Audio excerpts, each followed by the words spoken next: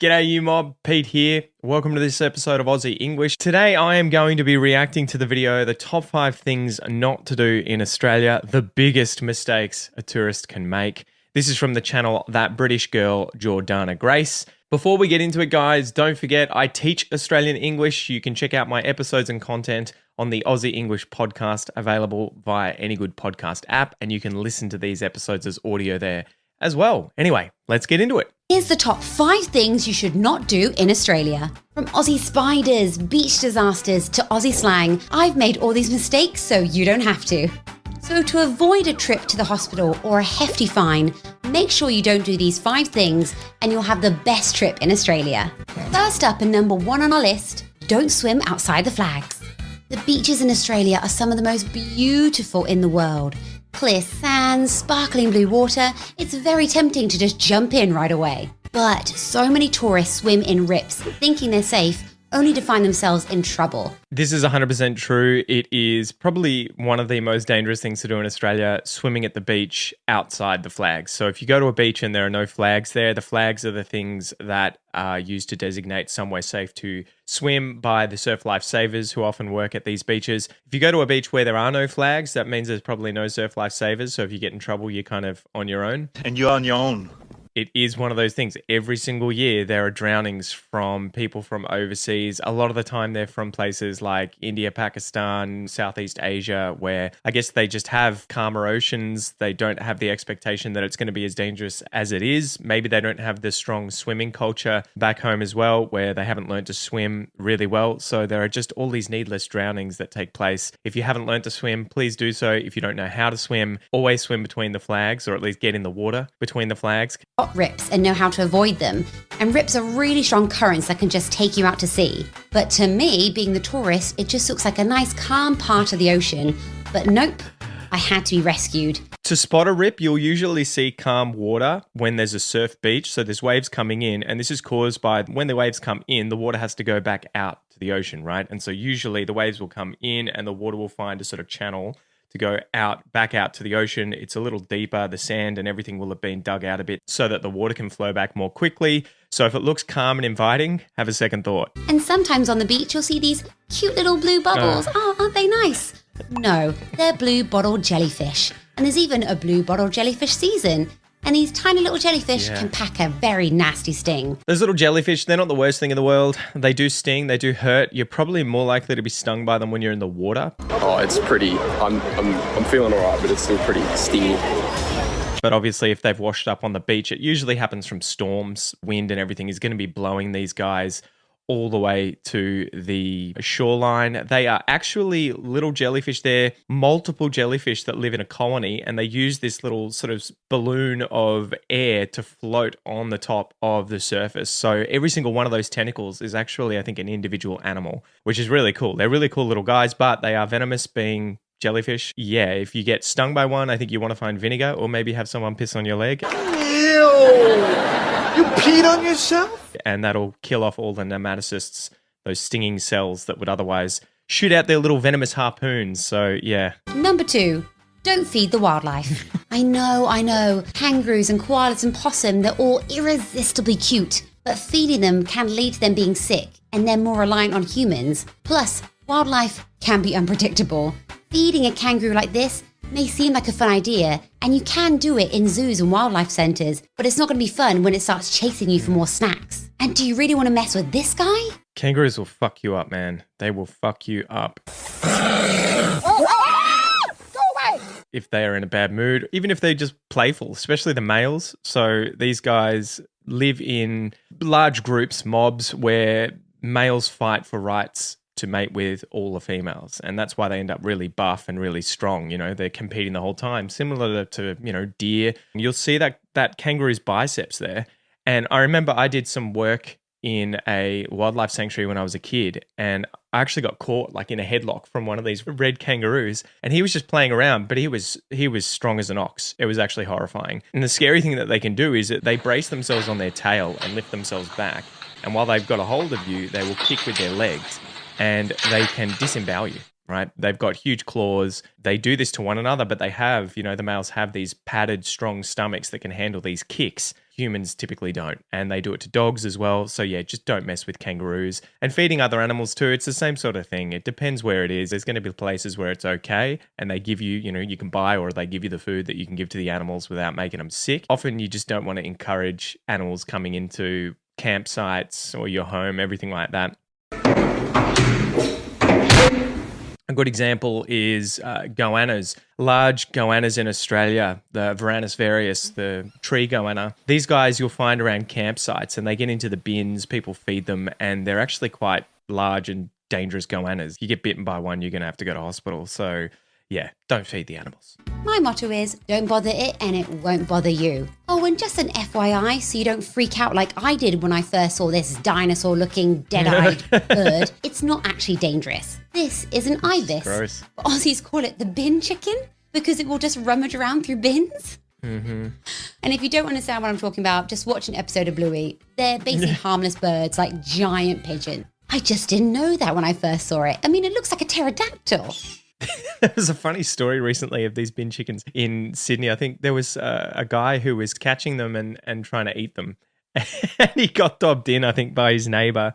They're disgusting. They're just gross. I don't know why you would want to interact with bin chickens at all. Of course, we have to talk about spiders. I hate spiders. So Australia is known for its variety of spiders, including some like the Sydney funnel web and the redback spider, which can be dangerous. They are dangerous. The funnel web will be worse than the redback spider. The funnel web is the one specifically around a very small area in Sydney that I think the biggest problem is that you're going to get bitten by one if you are gardening and not paying attention, if you leave your shoes outside and aren't paying attention when you put your feet in.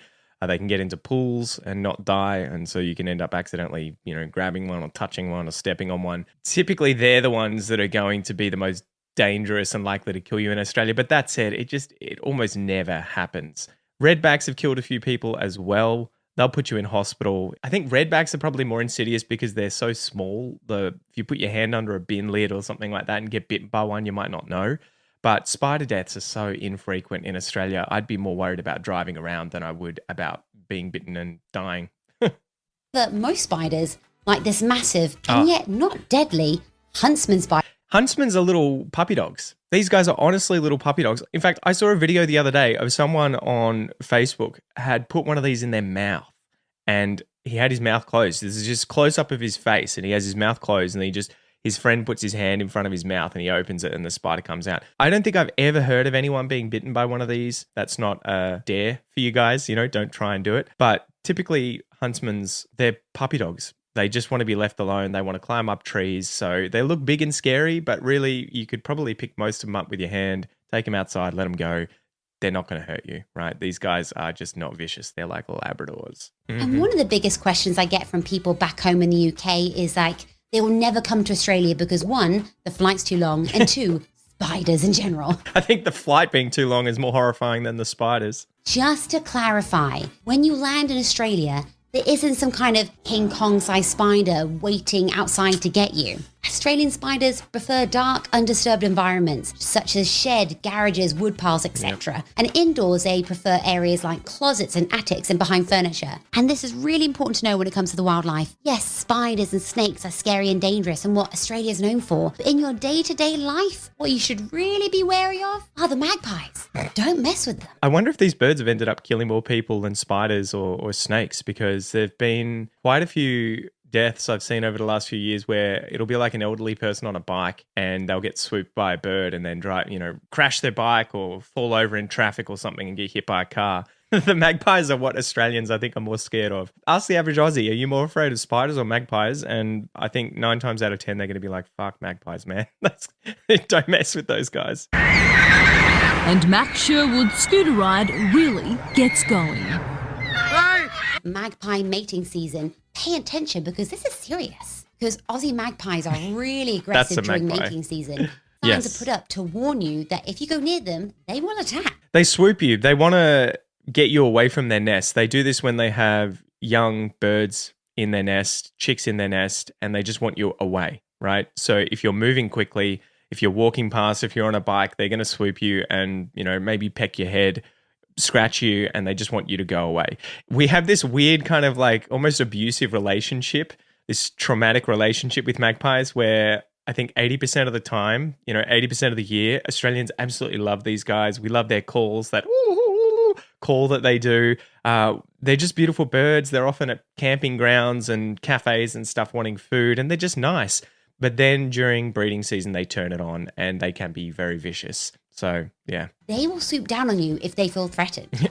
And you won't believe me, but when Aussies have to go past these areas, they actually wear things like this, like helmets with the spikes on. They'll paint eyeballs on the back of helmets. That was a big thing growing up. You would always see the spikes on the helmets, right? Because obviously then they wouldn't be able to get all the way to your head or your face to get in there. Damn birds. And the eyes on the back of the helmet was all about, if you're looking at a magpie, typically it's not going to swoop you, or at least that was the idea. I don't know if that was ever tested or not, but if you were looking at one, the idea was that it's not going to swoop you, but as soon as you turn around and it sees no eyes, that's when it's like, okay, it's go time. So you would often see people with like glasses on the back of their heads or fake eyes painted on their helmet or stuff like that. Like, this is how some Aussies have to live.